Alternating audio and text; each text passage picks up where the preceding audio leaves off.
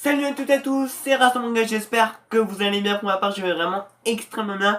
Et aujourd'hui, on se retrouve pour la vidéo découverte manga numéro 5 sur le manga Momo et le messager du soleil. Sur ce les amis, bonne vidéo.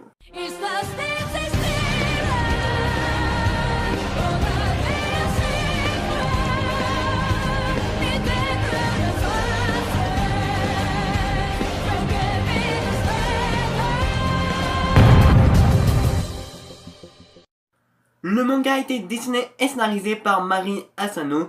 Il est chez les éditions Kiyun au prix de 9,65€. C'est un kodomo de genre animé aux tranches de vie.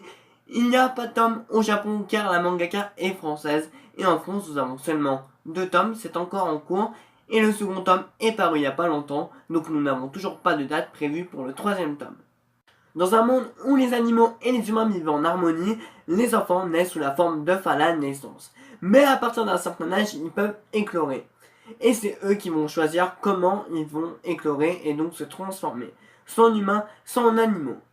Et on va suivre l'histoire de Momo qui lui va rêver d'être un manchot volant comme son héros qui l'a sauvé à la naissance. Malheureusement, il ne va pas avoir la capacité de voler, donc il va être extrêmement déçu. Il va demander à son père adoptif comment je peux apprendre à voler. Et son père adoptif, qui est également le maître du village, va lui répondre: il faut que tu ailles chercher le messager du soleil, mais pour ça, il va falloir que tu sortes du village. Il va donc aller voir deux de ses amis, donc Lily Noah, et leur dire: allons partir à l'aventure, réaliser mon rêve. Et donc ses amis vont être partants aussi parce que eux aussi ont des rêves qui sont propres à eux. Ils vont devoir négocier avec leurs parents et ils vont réussir. Et donc ils vont partir à l'aventure. Donc je ne vais pas vous spoiler les amis, ne vous inquiétez pas. Et l'intrigue principale du manga, c'est est-ce que Momo et ses amis vont réussir à exaucer leurs rêves. Parce qu'il faut savoir que le messager du soleil ne peut pas réaliser certains rêves. Et c'est là où va se jouer l'intrigue qui est très intéressante. Et à présent, on va passer au point positif et au point négatif. Je commence par les points positifs. Et le premier point positif que j'ai pu trouver à Momo et le messager du soleil, ce sont les dessins. J'aime beaucoup les dessins. Les backgrounds sont toujours remplis. Et ça, c'est un très bon point. Parce que surtout dans les shoujo, il n'y a jamais de background. On voit toujours les personnages, mais avec rien du tout derrière. Genre, on voit une planche avec le personnage. Et derrière, on voit une case blanche. Il n'y a rien du tout. Il suffit qu'on enlève les personnages et il n'y a plus rien. Mais là, l'auteur s'est compliqué la tâche et a vraiment voulu faire un truc bien comme il faut, avec des backgrounds bien remplis. On voit le décor, on voit l'univers, les armes, le ciel, les personnages, tout. Et en plus, c'est tout coloré, donc on est encore plus plongé dans l'univers. Et ça, c'est un très bon point. Bien sûr, comme d'habitude, je vais vous montrer quelques planches de scan pour vous illustrer mes propos. Le second point positif que j'ai pu trouver, ce sont les personnages. Déjà, premier point positif, j'aime beaucoup le chara-design des personnages qui est propre à l'auteur.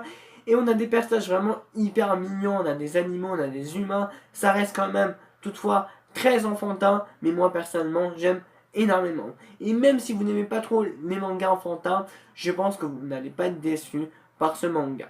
Les personnages sont vraiment très attachants aussi, notamment parce que ce sont des enfants. Les enfants sont souvent innocents et naïfs, on n'a pas envie qu'il leur arrive quelque chose de grave. Surtout qu'on va nous montrer que le monde extérieur n'est pas tout beau tout rose, qu'il y a quand même des dangers, des personnes malveillantes et tout ça. Et on va venir au troisième point positif, où la lecture est très prenante par l'univers. Les dialogues des personnages sont pas trop compliqués à comprendre, donc ça c'est cool. Et donc la lecture va aller vraiment très vite. Surtout qu'on va vraiment se focaliser sur l'univers, sur les dessins, sur les personnages, sur les morales. Car c'est un kodomo et un kodomo est réservé aux jeunes enfants et nous aux adolescents, contrairement aux shonen. Le quatrième point positif que j'ai pu trouver, c'est que l'auteur ne va pas passer par 4 chemins. Elle va y aller droit au but. Elle va nous présenter les personnages, elle va nous présenter l'univers, elle va nous mettre l'intrigue, mais tout ça petit à petit, sans compliquer le truc. Elle a vraiment fait ça très bien, très légèrement, très lentement, mais d'une très bonne manière. Et dès le premier tome, on sait déjà tout sur l'univers, enfin sur une petite partie sur l'univers. On se pose des questions parce qu'il y a quand même une énorme intrigue dessus, pour que les enfants se posent des questions et tout ça, pour qu'ils admirent l'univers, pour qu'ils fassent wow, c'est beau tout ça. Et moi personnellement j'ai beaucoup aimé parce que au fond de moi j'ai quand même une partie de moi qui est enfant et qui a adoré le manga. Et dès le premier tome on nous montre une bonne partie des choses, on nous présente une bonne partie des choses. et donc je n'ai toujours pas eu ce deuxième tome, pourtant je l'ai dans ma chambre juste à côté de moi, mais en tout cas je vais pas tarder à le lire parce que c'est un très bon manga. Et le dernier point positif que j'ai pu trouver, ce sont les morales. C'est un manga vraiment très moralisateur, avec des très jolies morales, comme la persévérance, comme poursuivre ses rêves, la poursuite de ses rêves. Donc là, je vois très bien les gens Paul qui vont me dire oui, mais Raster, dans les shonen aussi, on va nous montrer la persévérance, la poursuite de ses rêves.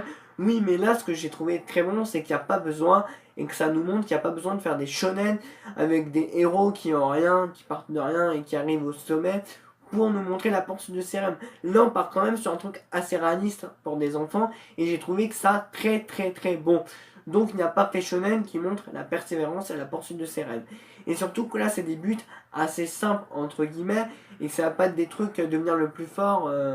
Franchement viser l'impossible et on sait toujours que les héros de shonen arrivent toujours à atteindre l'impossible.